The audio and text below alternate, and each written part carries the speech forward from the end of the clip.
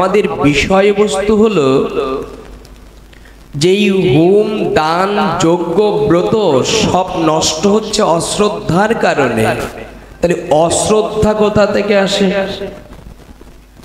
মানুষ কেউ পাপ করতে চায় না, কে তারে পাপ করাই। অর্থাৎ যজ্ঞ করি, ব্রত করি, তপস্যা করি, কেউ অশ্রদ্ধা আনতে চায় না, অশ্রদ্ধা এসে যায়। কেন যায়? কেন এই অশ্রদ্ধা আসে? অশ্রদ্ধা কেউ করতে চায় না, অশ্রদ্ধা কোথা থেকে আসে? এই অশ্রদ্ধা কোথা থেকে আসে আমরা এটা একটু আস্বাদনের বিষয়।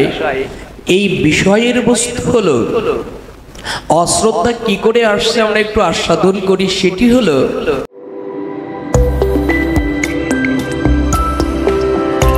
আপনারা দেখছেন হিন্দু টিভি ইউটিউব চ্যানেল।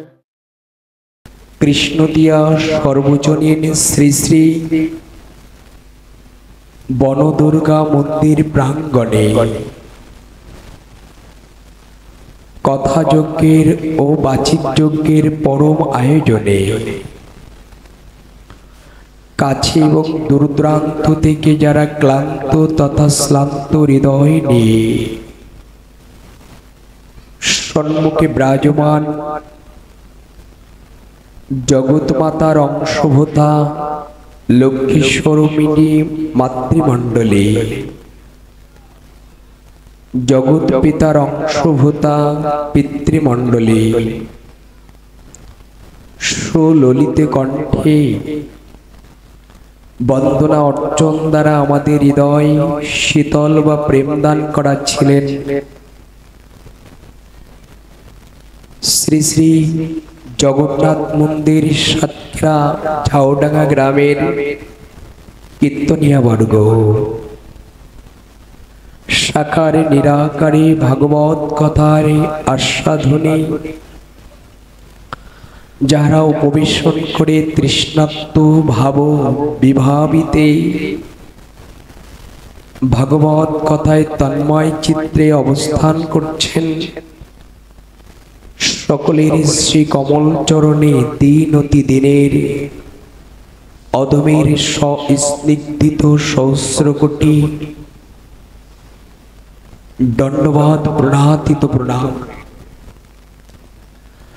আপনাদের সকলের স্নিগ্ধিত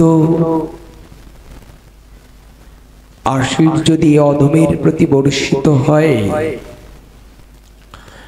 আর ভগবান কৃষ্ণচন্দ্রের অপর করুণা কণা যদি অধমের প্রতি কৃপা অশেষ বাড়ি বর্ষণ হয়,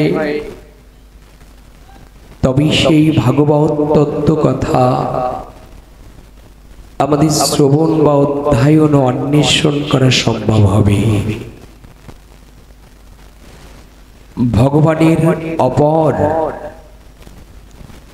মুখ নির্জৃত মুখ নির্গলিত প্রেম উচ্ছ্বাসিত বাণী সমন্বয় শ্রীমদ্ ভাগবত গীতায় সপ্তম অধ্যায়ের জ্ঞান বিজ্ঞান যোগাস্তিতে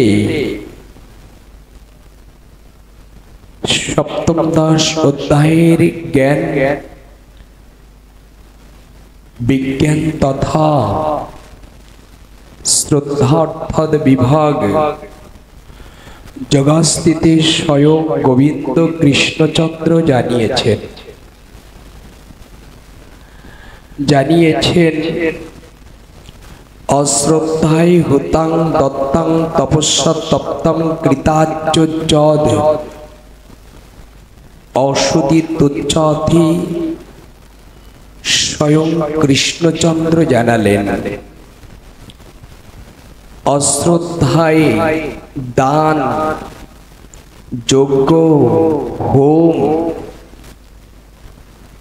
যে কোনো ব্রত করা হয় তাকে অশুভ বলা হয়। এই অশুভ ব্যক্তির ইহকাল এবং পরকালে কোনো শুভ ফল হয় না।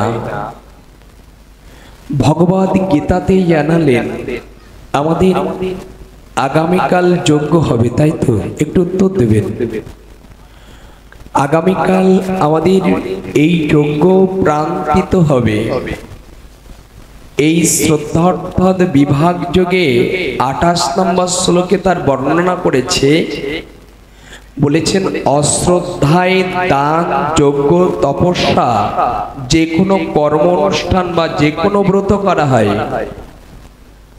সেটা আবার নষ্ট হতে পারে। কি করলে নষ্ট হবে এটি ভগবান স্বয়ং গীতাতে জানিয়েছেন এই 4টি শুভ কর্ম, এই দান, যজ্ঞ, হোম যে কোনো শুভ কর্ম করা হয়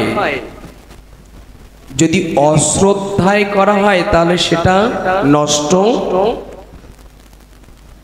এই অশ্রদ্ধা যখন ভিতরে এসে যাবে, যজ্ঞ করলেও কি হবে, আপনি দান করলেও কি হবে, হোম বা ব্রত করলেও কি হবে, আপনার এই বস্তু নষ্ট হয়ে যাবে। গীতায় ভগবান জানালেন।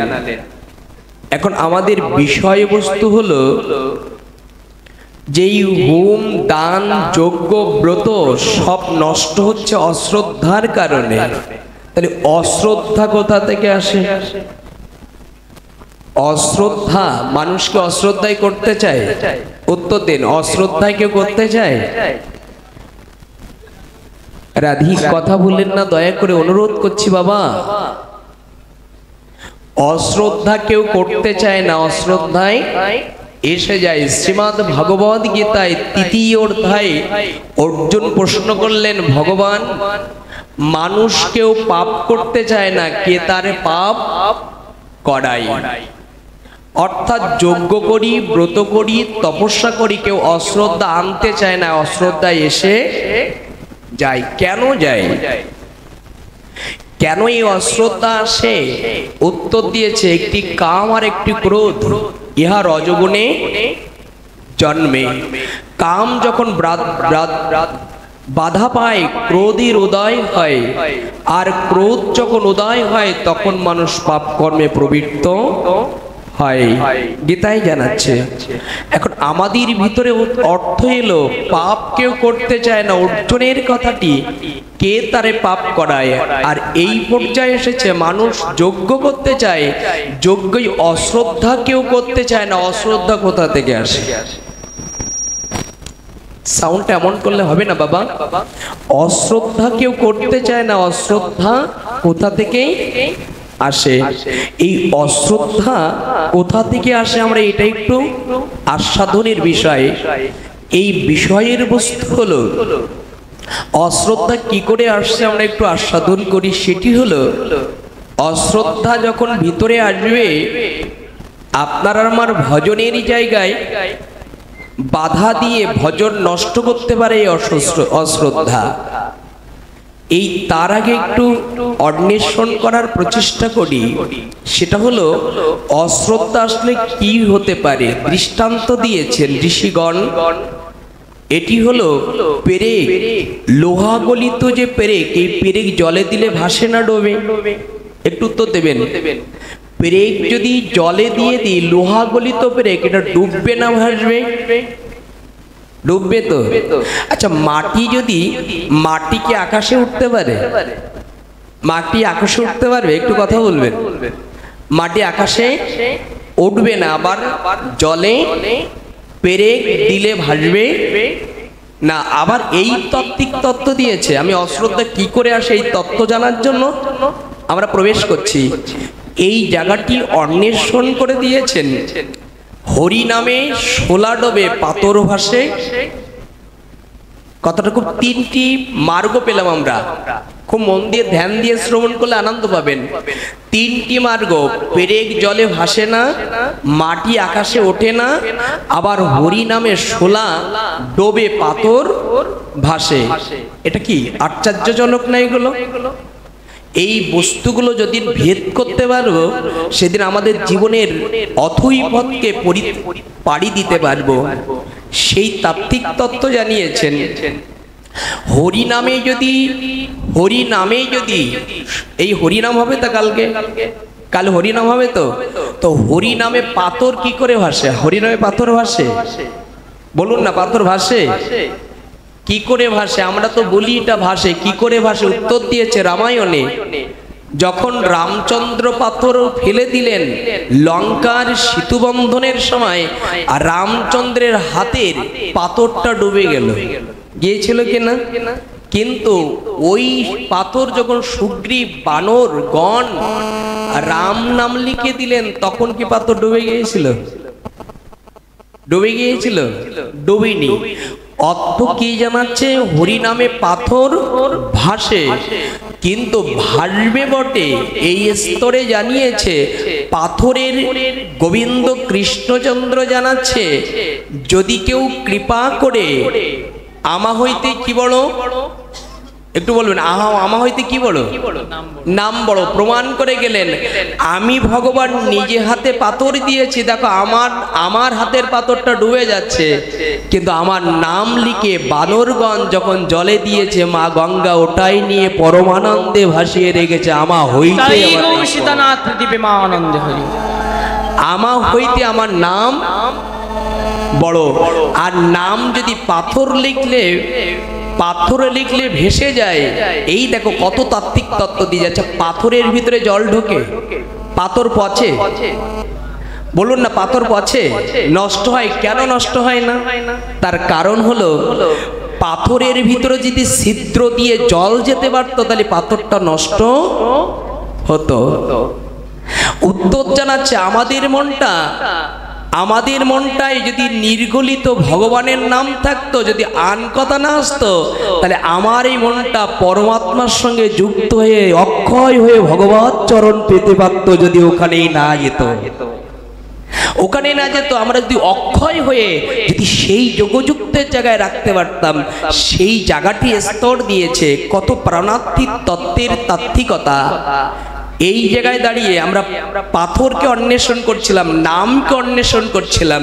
আচ্ছা, এই বিদ্যুৎ জ্বলছে, আমরা দেখছি তো, বিদ্যুৎ জ্বলছে তো। আচ্ছা, বিদ্যুৎটা এত লাইটিং, এত বৈদ্যুতিক বিদ্যুৎ, পৃথিবীর সব বিদ্যুৎকে একত্রিত করে এই বিদ্যুতের আলো রাতের অন্ধকার দূর করতে পারে, কিন্তু ভিতরের আধার, যদি একটা মানুষের ভিতরের আধারকে দূর করতে পারে, এই পাওয়ার, এই ভোল্টেজ, এই আলো কি নিজের হৃদয়ের আধার দূর করতে পারবে? একটু উত্তর দেবেন, পারবে কি? এই আধার বাহিরের আধার দূর করতে পারে, কিন্তু ভিতরের আধার, আচ্ছা ভিতরের আধার দূর হবে কি করে? এই দেখুন তাত্ত্বিক তত্ত্বটা। পাথর কিভাবে, আমরা একটা দুটি স্তরে ছিলাম। উত্তর দিয়েছে হরি নামে পাথর কি বলে? ভাসে, আর সোলা ডোবে। ওই তত্ত্বে আসে। এখনো দুটি তত্ত্ব বাকি। আমরা জানাতে চাচ্ছি এই আলোর বাহিরের আধার দূর করতে পারে, কিন্তু ভিতরের আধার কি করে দূর হবে? উত্তর দিয়েছে। আচ্ছা, কৃষ্ণ কোথায় এসেছিল? একটু উত্তর দেবেন, কৃষ্ণ কোথায় এসেছিল? ভগবান কৃষ্ণ মথুরা রাজধানীতে কংসের কারাগারে দেবকী এবং বসুদেব গর্ভ সিন্ধুর মাঝে ভগবান শ্রীকৃষ্ণ আবির্ভাব হলেন। কোথায় আবির্ভাব হলেন? কংসের কারাগারে। আচ্ছা, কংসের কারাগার অন্ধকার ছিল না আলো ছিল? আমি জানাতে চাচ্ছি এই মুহূর্তে যে শব্দটা, আমার ভিতরের আধার কাহা দ্বারা, কোন বস্তু দ্বারা অন্ধকার দূরীভূত হয়? এখন উত্তর জানাচ্ছে এখানে কৃষ্ণের কারাগার, কংসের কারাগার, কৃষ্ণ যখন প্রবেশ করেছিলেন চতুর্ভুজ রূপ নিয়ে, তার আগে কংসের কারাগারে আলো ছিল না অন্ধকার ছিল? কৃষ্ণ যখন প্রবেশ করেনি, কারাগার কি ছিল? অন্ধকার। আচ্ছা, কৃষ্ণ যখন প্রবেশ করলো কারাগারের মধ্যে, তখন অন্ধকার ছিল না আলো ছিল? আচ্ছা, আলোটা কোথা থেকে এলো? ওটাকে বৈদিক আলো? এই বিদ্যুতের আলো? কোন আলো? এই কোন আলো? কৃষ্ণের অঙ্গের ছটায় রশ্মির আলোতে কংসের কারাগার কি হলো? কংসের কারাগার কৃষ্ণের অঙ্গের জ্যোতিতে যদি অন্ধকার, কারাগার আলোকিত হতে পারে, হয়েছিল কিনা? উত্তর দিন। আমাদের ভাগবতের দশম স্কন্ধে বলেছে হয়েছে, এটা বাহিরের আলো হতে পারে। আচ্ছা, এই যদি কৃষ্ণের অঙ্গকান্দিক নিয়ে অঙ্গ যদি কারাগার অন্ধকার কারাগার আলো জ্বলতে পারে, তাহলে গোবিন্দ কি জানাচ্ছে? আমা হইতে আমার। এই দেখুন আলো কোন জায়গায় হৃদয়ের অন্ধকার দূর করছে। কৃষ্ণের অঙ্গ যদি অন্ধকার কারাগার দূর হতে পারে, ওই অঙ্গের কান্তি যদিতে গোবিন্দ বলেছেন অঙ্গের চাইতে, আমার দেহের চাইতে, আমার চাইতে আমার নাম। আচ্ছা, ওই নাম যদি কেউ ভিতরে নেয়, তাহলে তার চাইতে কত গুণ আলো হবে? কি বলেছে? উত্তরটা লক্ষ্য করবেন। আমা হইতে আমার নাম বড়। তাহলে অঙ্গের যদি কারাগার অন্ধকার কারাগার আলো হতে পারে, গোবিন্দ জানিয়েছে আমার নাম যদি কেউ নিতে পারে, তার ভিতরটার আলো জ্বালানোর দায়িত্ব আমি গোবিন্দ নেব, যদি কেউ কৃপা করে নাম ভিতরে নিতে পারে। উত্তর কি পেলাম? এই বৈদিক আলো, বিদ্যুতের আলো, এটা বাহির আধার দূর করতে পারে, কিন্তু হরি নাম করলে কি করে? এতক্ষণ কি পেলাম? হরি নাম করলে কি হয়? ভিতরের অন্ধকার দূর হয়। আচ্ছা, প্রমাণ দিতে পারবে বদিবি ভিতরের অন্ধকার দূরীভূত হয়েছে? কারণ শুনেছি এটা অনেক কথা, কিন্তু দূরীভূত হয়েছে কার? আসুন সেটাও দেখি। হরিদাস ঠাকুর যখন কেড়াগাছিতে 3 লক্ষ হরিনাম করত, এই 3 লক্ষ হরিনাম যখন করলো, পাথর সম অন্ধকার নিয়ে এসেছিল কি লক্ষ্য? তার ভিতরে অন্ধকার ছিল না আলো ছিল? পাপ ছিল না পুণ্য ছিল? পাপ ছিল বা অন্ধকার? হরিনামে কিভাবে আলো জ্বলে এটা আমরা দর্শন করতে যাচ্ছি। সেই জায়গায় 3 দিন হরিনাম করে, কয়দিন শুনেছিল? 3 দিন হরিনাম করিনি। 3 দিন হরিনাম করিনি, 3 দিন মাত্র লোকেরা পাশে বসে শুনে ছিল। আর 3 দিন হরিনাম তার ভিতরে পরশ করে, তার ভিতরে গিয়ে তার অন্ধকার পাপগুলো দূরীভূত করে দিয়ে তাকে বৈষ্ণবী বানিয়ে ভগবত চরণে পাঠিয়ে দিল। কি জ্বলেছে কি না আলো? হরিনামে জ্বলে কিনা ভিতরের আলোটা? কিন্তু আমাদের বিশ্বাসযোগ্যতা না থাকার কারণে আমার অন্ধকার রয়ে গেলাম। আমাদের ভিতরে অন্ধকার, এই অন্ধকার দূরীভূত হবে সৎ গুরুর প্রতি যখন আমাদের সৎ নিষ্ঠা বিশ্বাস আসবে, যেমন লক্ষ্যহীনার মতো, তখন কৃপা করে এই রূপ আসবে। আমরা এতক্ষণ ছিলাম যে স্তরে আমা হইতে আমার নাম বড়। কেন বড়? তারা অর্থ হলো এই বৈদিক বিদ্যুতের আলো এই অন্ধকার দূর করতে পারে, কিন্তু হৃদয় আধার একমাত্র হরিনামের ছাড়া কোনো তাদের জ্যোতিতে আলোময় হবে না। এখনো 2টি পদ আমরা স্তর করে রেখে এসেছি। আর সেই 2টি পদ কি ছিল? সেটি হলো পেরেক জলে দিলে, কি বলেছিলাম মনে আছে আপনাদের? পেরেক জলে দিলে কি হয়? ডুবে যায়। আর যদি মাটি উপরে ছুড়ে দেয় কি হয়? মাটি আকাশে উঠতে পারে না। আমরা একটি সংজ্ঞা আলোচনা করছি। আমরা এর ভিতরে যাওয়ার অর্থ হলো অশ্রদ্ধা কোথা থেকেই আসে, বুঝতে পারছি তো? আমরা ধারণ করবেন। জয় রাধে। আমরা কি করে অশ্রদ্ধা ভিতরে আসে? এই তাত্ত্বিক তত্ত্বদান করেছে আমাদের। এই তাত্ত্বিক তত্ত্বদানটা হয়েছে, আচ্ছা পেরেক জলে দিলে ডুবে যাবে, আমি যদি বলি ভেসে যাবে, আপনারা মেনে নেবেন? উত্তর দেন, মেনে নেবেন আপনারা? মেনে নেবেন না। আচ্ছা, উত্তর দিয়েছে পেরেক জলে দিলে ওটা সরোবরে নদীতে দিলে ডুবে যাবে, কিন্তু পেরেকটার সঙ্গে যারা ভাসতে পারে, নদীতে কোন বস্তু দিলে ভাসে? কাঠ দিলে কি ডুবে না ভাসে? কাঠ, যারা কাঠ তক্তা এই বস্তু দিলে ডোবে না ভাসে? ভেসে যায়। আচ্ছা, ভেসে যদি কাঠ যায়, তাহলে কাঠ যে যুক্ত আছে পেরেকটা লোহার, ওটা ডুবে যাবে। ওই পেরেকটা যদি কাষ্ঠের সঙ্গে হাতুড়ি দ্বারা মেরে দিই, কি হবে? যুক্ত হবে। আচ্ছা, যুক্ত হওয়ার সময় হাতুড়ি কার পরে পড়ে? কাঠের পরে না পেরেকের পরে? হ্যাঁ, ব্রেকের পরে যদি না মারে তাহলে কি ভিতরে যাবে? তাহলে সাধুদের পরে যখন আঘাত করে সাধারণ মানুষ তখন তারা ভিতরে ঢোকে, বাইরে। উত্তরটা সারান্তিত বলি। কেমন? আজকে ব্রিজ হচ্ছে, এটা ব্রিজ নির্মাণ হচ্ছে, তার পিলিয়ার তুলছে, কিন্তু আগেকার দিনে প্রাচীন যুগে ব্রিজ ছিল কাঠের, কেটো ব্রিজ বলতো, ওটা বলমি বলতো। বলমি চিনি তো, যাকে পুঁতে ব্রিজ নির্মাণ হতো। ওই কাঠের বলমির পরে একটা পাথর এসে যখন আঘাত করত, ওই বলমি কাঠটা ভিতরে প্রবেশ করত। ভিতরে যখন প্রবেশ করছে, জীবান্ত গাছ, এটা উদাহরণ, এটা কিন্তু শাস্ত্র না, যেটা বলছি আমাদের সাধু মহাত্মাগণ কৃষ্ণ অনুসরণ করে যারা এগিয়ে যাচ্ছে, অনেক ব্যথিত হৃদয় নিয়ে এগিয়ে যাচ্ছে, সেই তত্ত্ব দিচ্ছে। একটু লক্ষ্য রাখবেন, সেটি হলো পাথর যখন এসে তার আঘাত করছে তখন ভিতরে যাচ্ছে। সম্মুখে যা বৃক্ষ ছিল তারা উদাহরণ দিয়ে বলছে, তুই এমন কি পাপ করেছিলি যে তোর মাথায় পাথরের আঘাত করছে? উত্তর দিয়েছে, কি উত্তর দিচ্ছে দেখুন।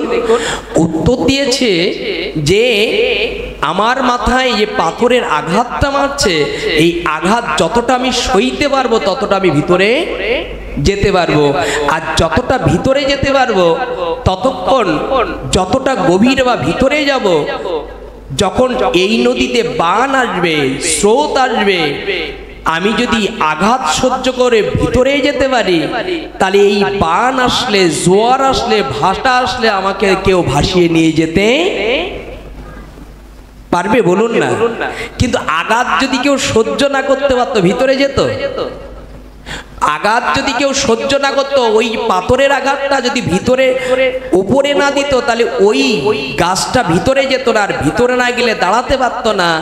আমাদের যেন জানালো, কৃষ্ণ পথে, ভজনের পথে যারা গিয়েছ, কেউ আঘাত করতে পারে, আর আঘাত করে সহ্য করে যদি থাকতে পারো, তাহলে একদিন না একদিন কৃপা করে জোয়ার ভাটায় তোমার নিয়ে যেতে পারবে না, কোনদিন নিয়ে যেতে পারবে না। উত্তর দিয়েছে, ব্রেকটার আঘাত করছে। আচ্ছা, আঘাত করে ব্রেকটা যখন একটি তক্তার মধ্যে প্রবেশ করেছে, এতক্ষণ বলেছেন ব্রেক জলে দিলে ডুবে যাবে, কিন্তু তক্তার সঙ্গে যুক্ত করে যদি ব্রেকটা জলে দিই তাহলে কি হবে? উত্তর দিন না। তাহলে এতক্ষণ ছিল ব্রেকটা কি হলো? ডুবে যেত। এখন কি ব্রেক ডুববে? কেন ডুববে না? কেন ডুববে না? উত্তর হলো, যারা ভাসতে পারে তাদের সঙ্গে যুক্ত হয়েছে, ওরা এখন ডুবানো যাবে না। তাহলে আমরা যারা ব্যবসা করি, সংসার করি, আমরা জাগতিক মাঝে ডুবে থাকি, এটা ব্রেকের মতো হয়ে গেছি। আমার ব্রেকের মতো অপরাধ এবং পাপ হৃদয়ের বাধা গ্রস্ত করছে। যদি আমরা ভগবানের সেবায় হয়তো যেতে পারবো না, হয়তো ভগবানের সেবা দিতে পারবো না। উত্তর দিয়েছে, তুমি যদি ব্রেকের মতো হয়ে যাও, তুমি যদি ভগবত সেবায় না যেতে পারো, তাহলে তুমি আরেকটি কাজ করো। যেমন ব্রেক যেমন তক্তার পরশ নিয়েছে, তুমিও যদি কৃপা করে যারা ভেসে চলতে পারে হরি নামে, ভেসে চলতে পারে হরি প্রেমে, ভেসে চলতে পারে গোবিন্দ নাম ও গুণগানে, চোখের জলে ভেসে যায়, ব্রেক যেমন তার সঙ্গে যুক্ত হয়েছে, তুমিও সংসার করতে করতে পাপময় পথে বিরাজ করছো, তুমিও যদি কৃপা করে যারা সাধু গুরু মহাত্মা তাদের চরণ ধরতে পারো, তাহলে একদিন না একদিন তুমিও যেতে পারবে। ব্রেক যদি না ডোবে, তুমিও তাদের চরণ ধরে থাকতে পারলে একদিন না একদিন তুমি যেতে পারবেই পারবে। আমরা উত্তরটা তৃতীয় পয়েন্টে আমরা প্রবেশ করছি। আচ্ছা, বলেছিলাম মাটি আকাশে যেতে পারে না। উত্তর দিয়েছে, আচ্ছা মাটি আকাশে যেতে পারে না। ব্রজের নবলক্ষ ধেনু লয়ে কৃষ্ণ কোথায় যেত? নবলক্ষ ধেনু লয়ে কোথায় যেত কৃষ্ণ? একটু বলুন, নবলক্ষ ধেনু লয়ে কোথায় যেত? গোষ্ঠে যেত। আচ্ছা, গোষ্ঠে যখন যেত ওই পথে তো মাটি থাকতো, একটু তো মাটি থাকতো তো। আচ্ছা, এই মাটিগুলো যখন গরুর খুরের পরে নবলক্ষ ধেনু হেঁটে যেত, তখন মাটি থাকতো না ধুলো হতো? ধুলো হতো। আচ্ছা, ধুলোর পরে যদি এই রাখালদা কৃষ্ণ চলে যেত, তখন ওই ধুলিটা কি হতো? ধূসর হতো। কি হলো? ধূসর। গাবি গিলে হলো ধুলি, আর ওই ধুলির পরে যখন রাখাল এবং কৃষ্ণ শ্রীদাম সুদাম হেঁটে যেত, ওটা ধূসর হতো। আর ধূসরের পরে যদি এবার বায়ু বা পবন দেব যায়, তাহলে ওই মাটি কোথায় যাবে? ভালো করে লোক আপনারা বলেছেন মাটি আকাশে উঠতে পারে না, কিন্তু উত্তর কি জানছে? গাভীর খুঁড়ে মাটিগুলো ধুলো হলো, কৃষ্ণের পদতে ধূসর হলো, পাউডার হয়ে গেল। এবার যদি বাতাস আসে, তাহলে মাটি কোথায় যাবে? উত্তরটা বুঝতে পারছেন? কি তত্ত্ব দিয়েছে আমাদের? উত্তর দিয়েছে যে তুমি যদি অহংকার, হিংসা, গর্ভ, এই পাহাড়গুলো, এই মাটির ঢেলাগুলো তুমি নামিয়ে যদি মাঝে মাঝে সাধুদের চরণে পড়তে পারো, সাধু যদি তোমার পরে পড়ে, তোমার কৃপার দৃষ্টি পড়ে, তোমার সাধুর কৃপার দৃষ্টি তোমার চিত্তেতে যদি পড়ে, তাহলে তোমার ভিতরে অহংকার পাপগুলোকে ঢেলা থেকে ধূসর হবে। আর ধূসর হতে হতে গুরুদেবের চরণ যদি তোমার ভিতরে দৃষ্টি পড়ে, ওটা ধূসর হয়ে যাবে। আর ধূসর হয়ে গেলে গোবিন্দের নাম যেখানে হবে, পবন দেবের মতো গোবিন্দের চরণে আপনি যেতেই পারবেন। মাটি যেতে পারলো কিনা? তাহলে আমরাও যেতে পারবো কিনা? যদি আমরা সেই ধূসর, বড় যদি হতে হয়, ছোট হও আগে। আমরা এই তাত্ত্বিক অর্থের অনুভব করে এই জায়গায় এসে দাঁড়িয়েছি। শ্রদ্ধা কোথা থেকে আসে? শ্রদ্ধা আসে। অশ্রদ্ধা কোথা থেকে আসে? অশ্রদ্ধা যোগ্য তপস্যা যাই করতে যায় সেটা নষ্ট করে দেয়। এই অশ্রদ্ধা আসে সঙ্গ দোষ থেকে। কোন দোষ? এই দেখো কি করে আসে, সঙ্গ দোষ থেকে। যদি আজকে ব্রেকটা কাস্টের সঙ্গে যুক্ত না হয়, যদি ব্রেকটা লোহার সঙ্গে যুক্ত হতো, তাহলে ডুবে যাবে না? ডুবে যাবে না ভাসবে? সঙ্গ দোষের কারণে অশ্রদ্ধা আসে। আমি দেখাচ্ছি জায়গাটা। আচ্ছা, মাটি আকাশে গিয়েছে, দিয়েছে কিনা? উড়ছে, আকাশে উঠছে। যদি আকাশে উঠতে উঠতে ওর ইচ্ছায় আমি একটু জলের সঙ্গে সঙ্গ করব, তাহলে মাটি কি উড়বে না? মাটি আর উঠতে পারবে যদি জলের সঙ্গ করে? উত্তর দেবেন, জলের সঙ্গে ধুলি, যদি ধুলোকণা যদি জলের সঙ্গে পড়ে যায়, তাহলে উঠবেও, আকাশে উঠবে? তাহলে উত্তর দিচ্ছে এখানে, আপনি ভক্ত হয়েছেন, ভজন করেন, কিন্তু আপনি যদি অসৎ সঙ্গ করেন, আপনি যদি অসৎ সঙ্গ, কপটতার সঙ্গ করেন, তাহলে নিশ্চয়ই আপনার অশ্রদ্ধা করা লাগবে না। অশ্রদ্ধা এসে ভজন নষ্ট হয় কেন একটু দেখে নিন। সেই উত্তর দিচ্ছে, সারাদিন হরিনাম করি, পূজা করি, যদি সঙ্গদোষ খারাপ হয়, তাহলে আমার ভিতরে অশ্রদ্ধা আসবেই। আবার একটা উদাহরণ দিই। আচ্ছা, ছোট্ট ছিদ্র হলে ওই ধারে জল চলে যায় তো, যায় কিনা? আচ্ছা, যেতে যেতে ছোট্ট ছিদ্র দিয়ে যদি জল চলে যেতে যেতে একদিন নালা হয়, নালা হতে হতে খাল হয়, খাল হতে হতে সমুদ্রে পরিণত হয়। তাহলে আমি যার সঙ্গে মিশছি, এই ব্যক্তি যদি সৎ না হয়, ধার্মিক না হয়, তাহলে আপনি ধর্ম করলেও সেই ধর্মকে ধরে রাখতে আপনার আর আমার জানা দরকার, আমাদের সঙ্গ দোষ হচ্ছে কি না। ভজন করার আগে 24 ঘন্টার আগে চিন্তা করা উচিত, আমি সঙ্গ দোষ হচ্ছে না তো আমার ভিতরে। এই সঙ্গ দোষ যদি হয়, তাহলে এই সঙ্গ দোষের কারণে আপনার আর আমার ভিতরে অশ্রদ্ধা এসে যায়।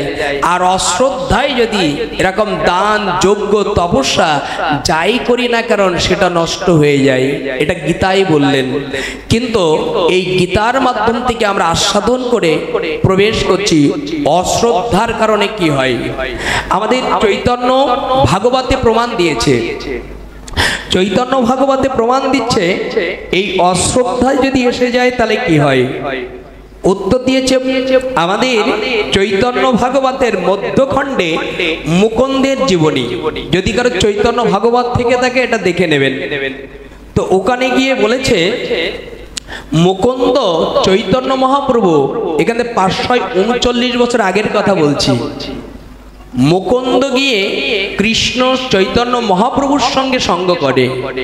কিন্তু এই সঙ্গ করতে করতে উনি মাঝে মাঝে আবার গ্রাম্য মানুষের সঙ্গে সঙ্গ দেন। কোন সঙ্গে? গ্রাম্য মানুষের সঙ্গে। এই সঙ্গ দিতে দিতে কি বলছে দেখো মুকুন্দ। মুকুন্দ বলছে প্রভু বলে, তার ভিতরে কখনো কৃষ্ণ সঙ্গ করে, কখনো আবার অসৎ সঙ্গ করে। এই করতে করতে চৈতন্য মহাপ্রভু শ্রীবাসকে ডেকে বললেন, শ্রীবাস, এই মুকুন্দ যেন কাল থেকে আমার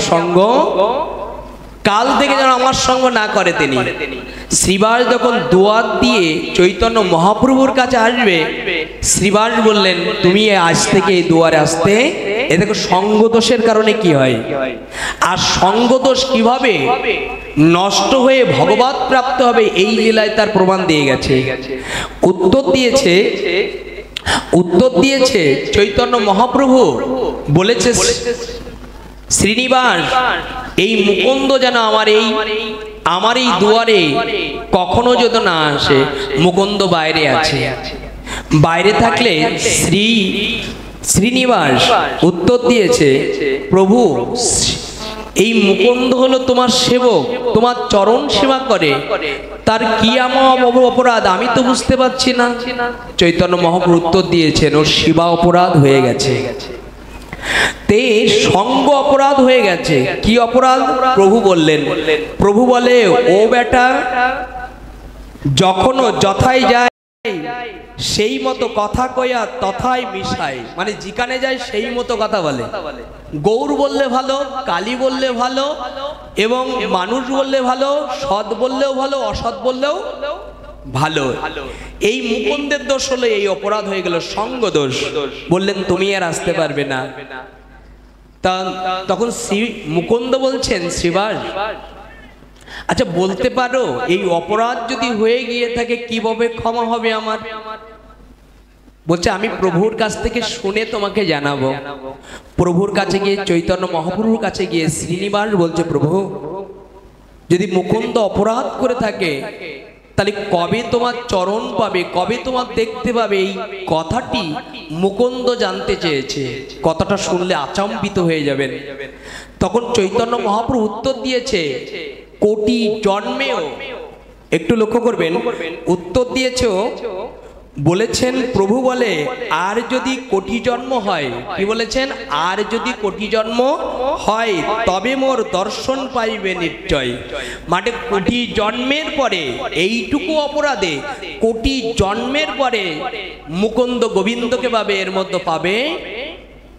চিন্তা করতে পারেন যদি সঙ্গ দোষ খারাপ হয় কি হবে। শুধুমাত্র সঙ্গ দোষের কারণে চৈতন্য মহাপ্রভু নিষেধ করে দিলেন, উনি যেন আমার এই দুয়ারে না ঢোকে। মুকুন্দ বললেন, কতদিন পর পাবো এইটুকু অপরাধের কারণে? বলছে, কোটি জন্মেও পরে আমাকে দর্শন করতে পারবে। কয় জন্ম? কোটি জন্ম। আচ্ছা, দুঃখ হবে না আনন্দ হবে এখানে? এই দেখো, মা বলছে আনন্দ হবে। কেন হবে? এই মুকুন্দ কি করেছে?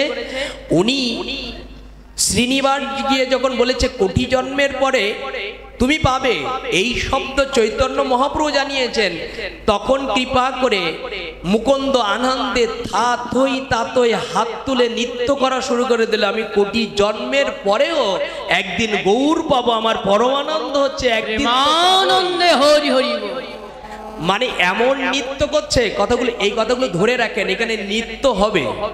এখানে আমাদের ভগবান বাবাজি আছে, আমাদের সম্মুখে অমিত দাদা আছে, অনেক ব্যক্তি আছে, অনেক নৃত্য করবে। তবে এইটা জেনে রাখেন, এই নৃত্য করলে কি হয়, এই লীলার মধ্যে বেরিয়ে আসছে। তখন মুকুন্দ হাত তুলে তাথই আমার এই পরম গুরুদেব দাদুগুরু মুরারি দাস বাবাজি বলতো, এমন ভাবে নৃত্য করবে ধরিত্রী যেন কাঁপে। এই উত্তর দিয়েছে মুকুন্দ তখন এমন ভাবে নৃত্য করছে, একদিন কোটি জন্মের পরে পাবো। তো এই নৃত্য করতে করতে প্রেম এসে গেছে, আর প্রেম আস্তে আস্তে 1 ঘন্টা পুরে নেই চৈতন্য মহাপ্রভু এসে দেখা দিয়ে। কি তত্ত্ব! 1 কোটি জন্মও পাবে না, তখন 1 ঘন্টার মধ্যে, মনে করেন মুহূর্তের মধ্যে চৈতন্য মহাপ্রভু সামনে আসলেন। শ্রীবাস অবাক হয়ে গেলেন, যিনি 1 কোটি জন্মেও দর্শন দেবে না, তিনি 1 মুহূর্তে কেন চলে এলেন? উত্তর দিয়েছেন, দেখুন না, প্রভু কয়ে,